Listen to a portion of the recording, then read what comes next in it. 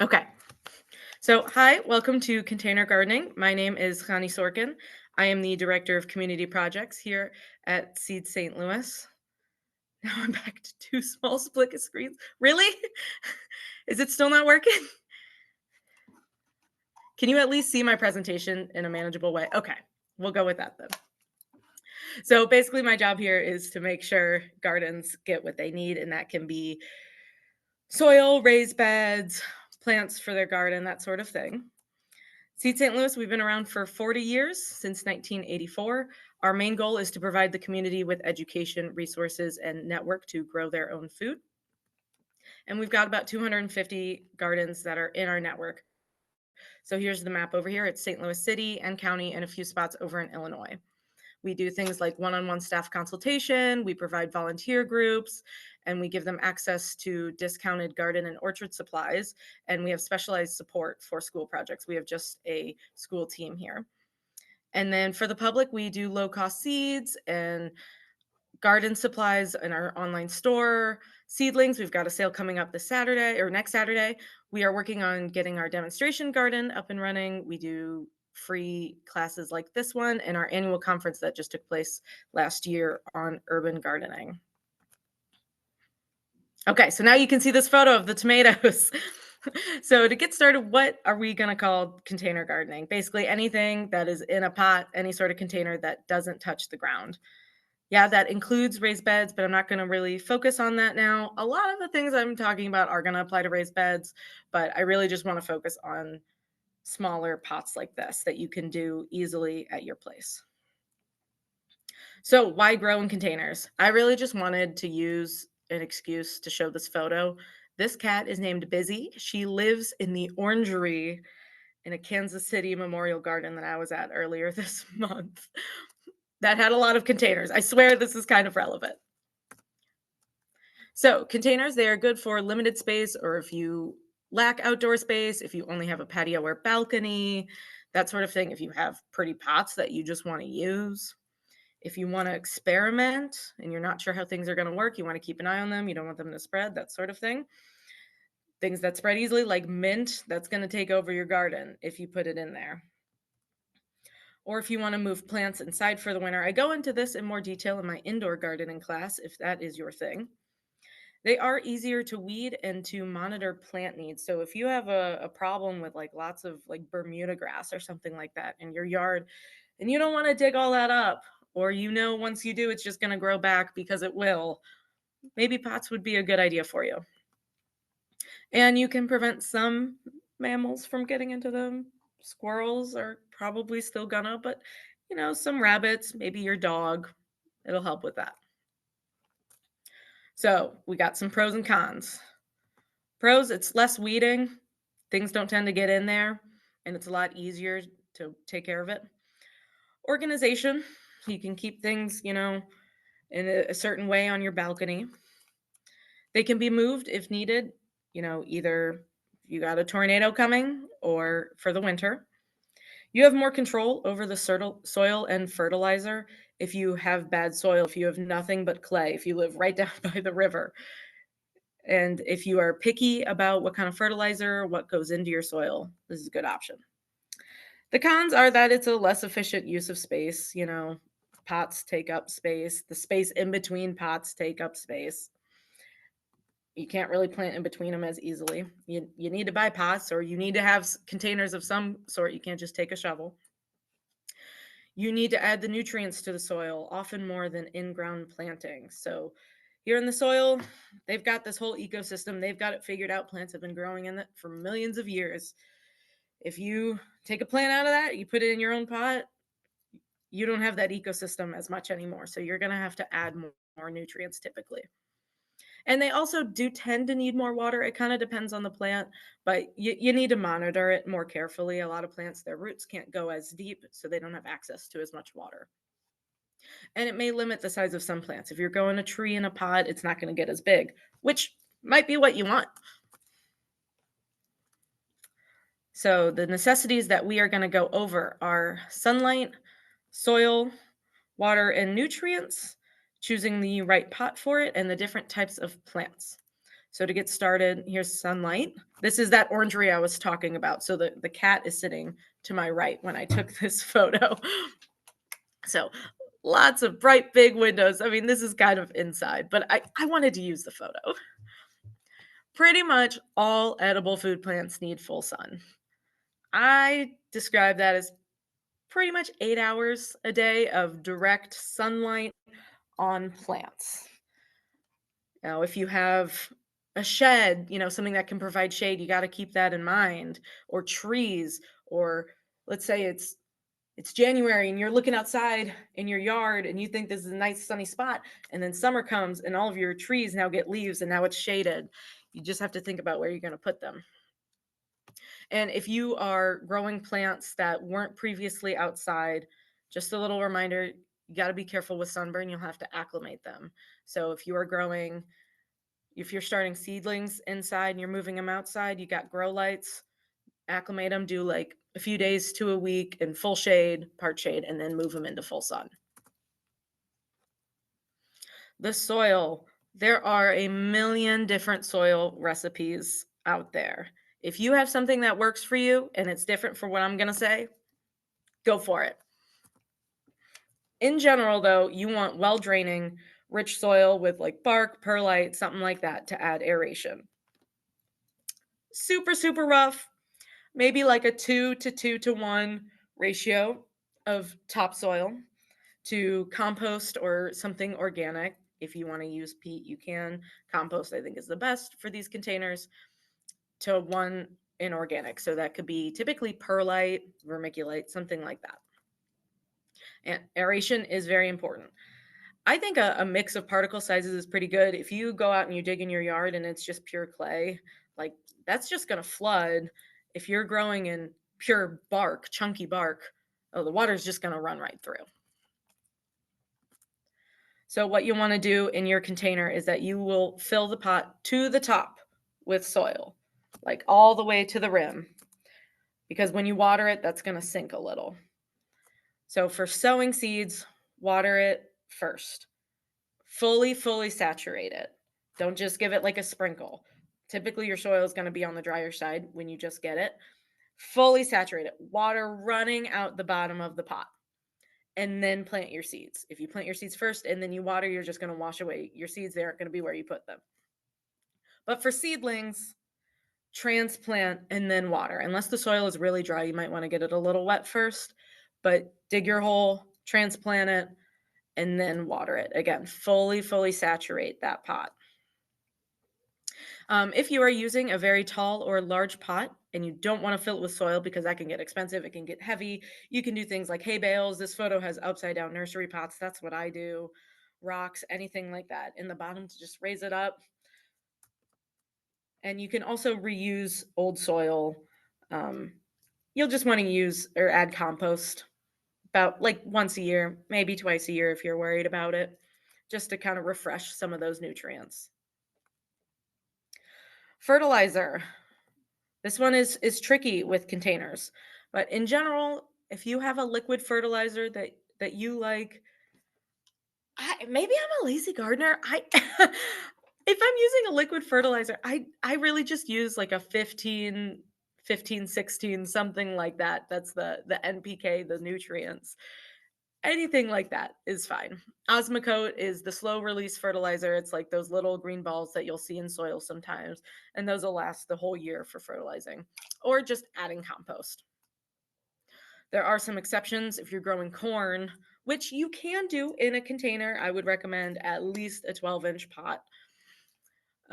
It likes extra nutrients like iron. So in general, that would be better to grow in the ground. But if you want to grow it in a pot, just keep an eye on it. The leaves are going to turn yellow if it's not happy, if it needs more iron, calcium, magnesium, that sort of thing. And tomatoes, as I'm sure you all know, like a calcium, magnesium heavy mixture.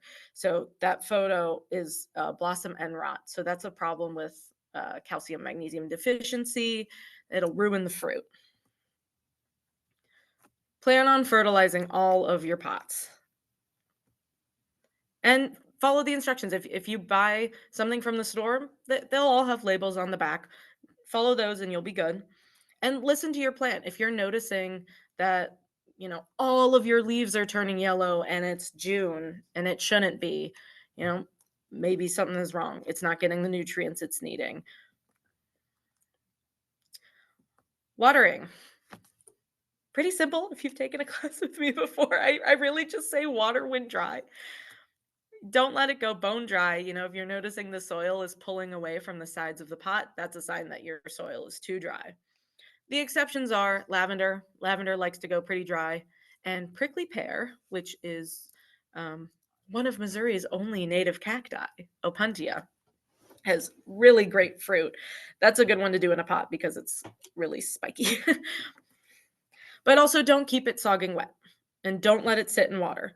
So what I showed you earlier when I had my basil, I have it here in a saucer. So if you have plants on your patio that you have a saucer underneath, when you water, you want water running through the bottom, which means water is going to sit here in the saucer.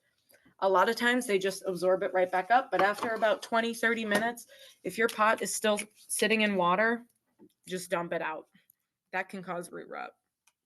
And this is why drainage is important, which we'll go into more when we talk about the pots. But you need drainage in your pot. You have to have a place for that water to go. And aim for consistent watering. A lot of food plants and plants in general just like having consistent watering. They don't like going really, really dry and then getting soaking wet to revive them from wilting and going really, really dry, that sort of thing. Like I said, water fully, make sure the entire soil column is fully saturated. Water running out the bottom. Plants with lots of leaves use a lot of water, and we have really hot summers in St. Louis. Plant rotation. This is the whole slide. I originally had a whole thing about doing plant rotation, which if you do in-ground gardening or farms, I'm sure you've heard of it. Different plants will take up an excess of nutrients and different plants can help put them back in. I ended up deleting the whole thing because really the plants that you're going to be growing in your pots, it's not really going to make a difference. If you want to do plant rotation, you're not going to hurt anything. I think if you want to grow tomatoes in the same pot with the same soil, you're topping it off with compost every year. I really don't think you're going to have a problem. Okay, on to the appropriate pot. So this is the fun part. It needs drainage. If you've ever talked to me about any sort of plant, you will know I am all about drainage. I know there are such cute pots in the thrift store that would look perfect for this plant. Great, do it. Take a diamond drill bit and drill a hole in the bottom or just a regular drill. Put holes in the bottom. Do not put rocks in the bottom of your pot. Just let it flow out, all of it. It needs a place to go. Unless you want to grow water chestnuts. This is my supervisor, Dean Gunderson, with his kiddie pool full of water chestnuts. These guys like standing in water. This is what they look like. They take about 8 months to grow. I had a sale for them a couple weeks ago. There's a growing guide on our website if you're interested. If you have something that doesn't have any holes in it and you want to grow water chestnuts, perfect match. They like standing in water. You don't have to worry about a place for the water to grow. You could also theoretically do it with rice, but honestly, what I would do is rice in pots in something to keep them standing in water. So back to pots with drainage. You can use anything that holds soil. So this photo here, this has got some like broken pots laid on their side. This is a really great area where you can get creative. You got standard garden pots. You have grow bags, and those often have handles, which make it easier to move if you need to do that. Reusable bags. I've seen people use tote bags, old bottles, jugs, a washing machine barrel, anything. I've seen tires. Those have gotten pretty popular in community gardens. And side note about tires, there is some discussion about toxicity, honestly, with a lot of things that you're going to grow in. And that's true. Like that is totally possible. In my opinion, really what you're using it for, the amount that would get leached into the soil, and then the amount that you would eat from it is pretty minimal. If you're sensitive to it, just something to keep in mind. I don't think it's going to kill you. Here's just old plastic containers.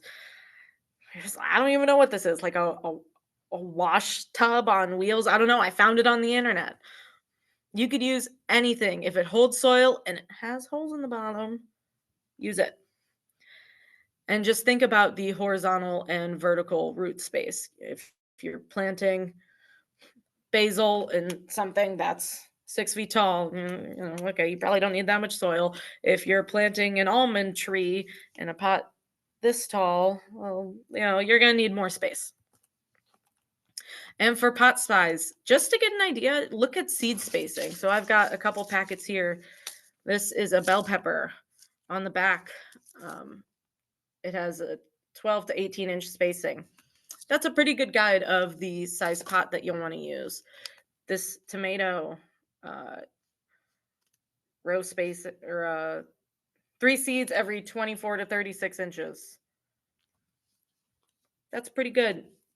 2 to 3 feet for a tomato plant. Yeah, that's going to be good.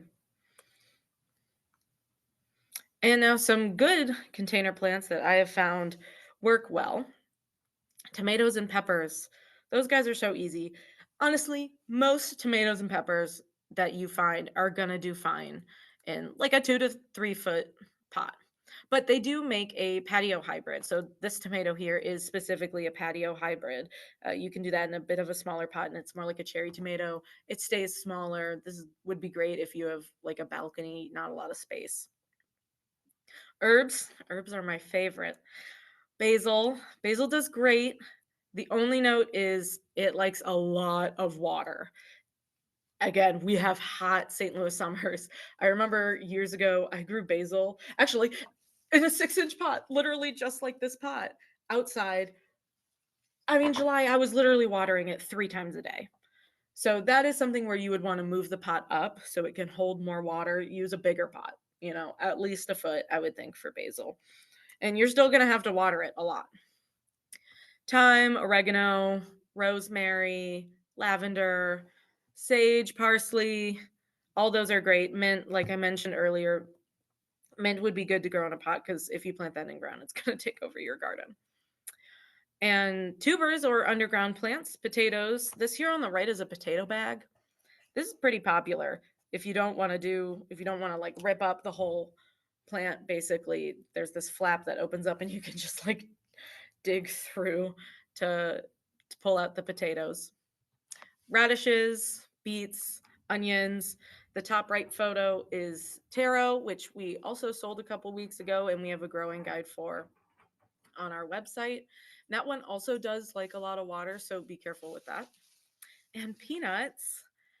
Um, Peanuts do grow underground, and you can harvest them. They don't make a lot of food.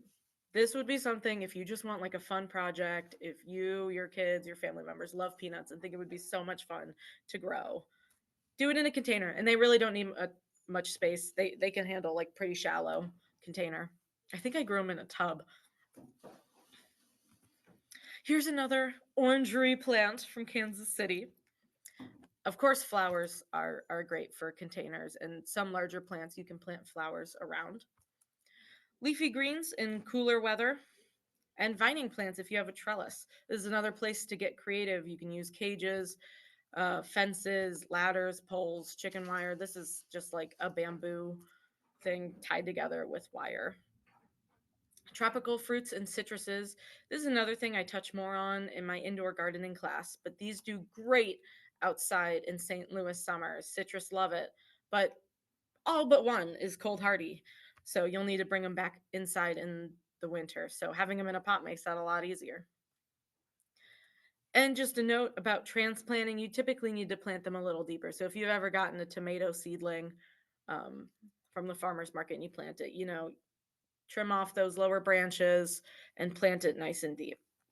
And also prune off any stems that would be close to the ground, stuff that you don't need to get fruit from. And then water after transplanting. Okay, now to go into pests. This is a Missouri native mantis. I thought I would include it because they are pest destroyers. They will eat anything, but that also includes beneficial insects. But they will also eat the pests. So, before I get started, I always like to remind people that plants aren't perfect. Sometimes they're just ugly.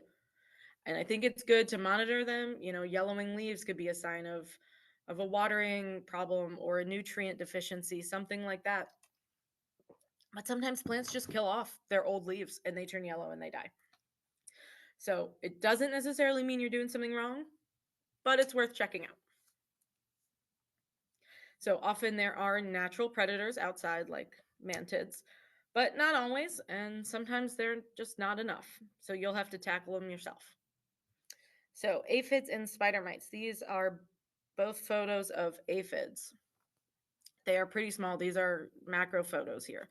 They can be all sorts of colors: black, yellow, green, orange, and they can be found anywhere on the plant, and they will cover the plant just like these photos. You don't want to let it get to that point, but that can happen. And spider mites can be hard to see with the naked eye. They're very, very small.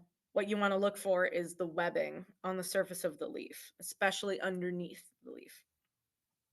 These guys, they will eat through the leaves and they will cause this splotchy texture. And spraying neem oil, wiping off with isopropyl, honestly, just like hosing them off sometimes before it gets too bad, that'll take care of them. And there also is this parasitic wasp that lays eggs in aphids. So it is called aphidius. It is a true wasp, but it is very, very, very, very small. And this is what aphids look like after eggs have been laid in them and then they've hatched. So there are these like empty husks of aphids with the hole in the back. So that's a good sign if you see that. You want to keep those guys around. And this is a macro photo of what spider mites can look like. That webbing. This is pretty bad. It can start smaller than that. Paper towel, isopropyl, something like that. Just wipe them off. And squash bugs. I included this photo because I think it can be kind of confusing, a stink bug and a squash bug. What I was told is that stink bugs have this large triangle on their back, and the squash bugs have the smaller triangle. So, as their name implies, they attack mostly squash plants, and this is pretty common here in St. Louis. Spraying neem oil, it can kill eggs, but not adults, and it takes like 4 to 6 weeks. And picking them off as you see them and just dropping them in a cup of soapy water, feeding them to your pet gecko, something like that, like just killing them. That'll help keep them at bay. Also, squash, a vine borer. So they will go in, these maggots will go in and, just hollow out at the base of the plant. And really, the best thing to do for that is, covering the soil around the plants. You can use mulch, something like that, just to help, just act as a barrier.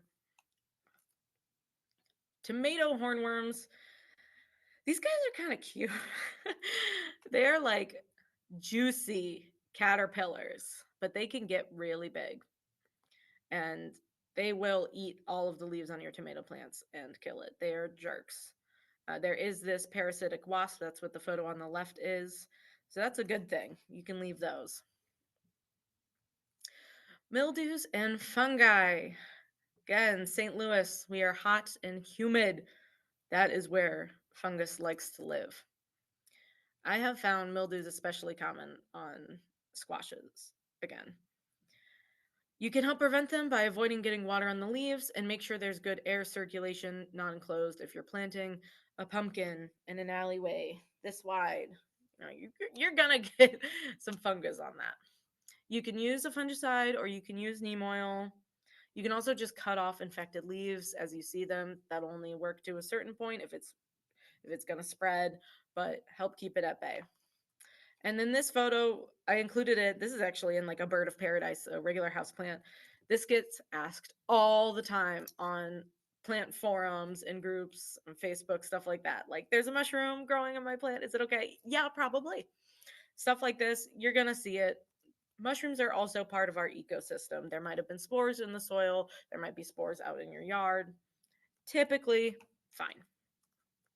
So, powdery mildew, I've noticed this especially with squashes, pumpkins, stuff like that here in St. Louis. It is a variety that can affect different garden plants. There's like a tomato powdery mildew, that sort of thing. But yeah, summer, early fall, I found them to be common. And it will kill the leaves. So it looks like just this white coating at first, but it'll eventually turn black and the leaf will just die.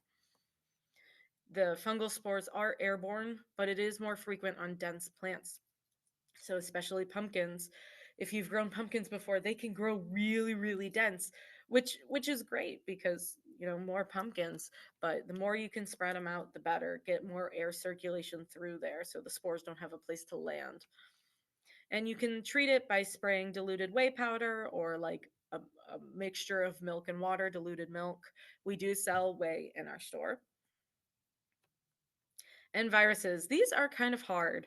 Um, there are lots of different viruses out there that can get you, and they manifest in a lot of different ways. Um, they can spread through insects, an insect taking a bite off of an infected plant of your neighbors and then coming over to your yard, and now your plant's infected. Using unsterile tools and hands. So if your hands are dirty, you're not washing your hands, and tools in between cuts and gardening, it can spread that way. And tobacco smokers, so if you smoke cigarettes and you touch your tomatoes, you're probably going to infect it with tobacco mosaic virus. The good news is that healthy plants can survive infections if you have otherwise healthy plants, but it is something to keep an eye out for. And they do make virus resistant cultivars. If you see it start to pop up, this one here on the right is that tobacco mosaic virus. It gets like kind of bumpy. The leaves start curling and looking like deformed, that sort of thing. If you only notice it on one leaf, you could just prune it off and hope for the best. So here are some things that I recommend for pest management. First is neem oil. It kills a lot of stuff. It is considered like, quote, safe. I think probably because it is not a manufactured targeted chemical, and we tend to view those as safer. Don't let that fool you. It will still kill things. It it's not going to kill you if you get it on your hands. Don't drink it, but just something to be aware of. If you're growing plants outside, we have, this says fungicide, miticide, insecticide. We have fungus, mites, and insects that are part of our ecosystem that aren't hurting your plants. They aren't hurting anything. In fact, they might even be helping. So for all of these, just keep them in mind that, they are sides. They kill things for a reason. Neem oil comes from the oil from neem berries, which is a really interesting tree that you can grow inside, actually. It's got really cool bark. Anyway, don't let me get on my botanical side tangent. But neem oil it's kind of universal. It is considered safe. It's kind of just a good thing to have around. It's a good preventative. Don't spray it when it's really hot. A lot of things you'll want to spray, in the evening, especially in our summers after the sun, or close to when the sun is going down, so it doesn't risk burning the leaves. For pretty much all of these, you're going to want to try to avoid flowers because it can disrupt pollinators. BT is this bacteria, Bacillus thuringiensis. It is useful for a lot of things. It needs to be ingested. This particular one is like a foliar spray. I've used it as a drench um, for fungus gnats, again, mostly inside. Basically, when the insects eat it, it'll rupture their stomach and they'll die. This is something I would use in moderation when you're outside. Diatomaceous earth. I felt the need to include this one because it can be very useful. This is one that I honestly wouldn't even use outside, but I'm going to tell you about it anyway. They are tiny fossils, tiny little rocks. Use eye protection and some sort of air mask because if you breathe it in, it can hurt your lungs. It can cause dust, that sort of thing.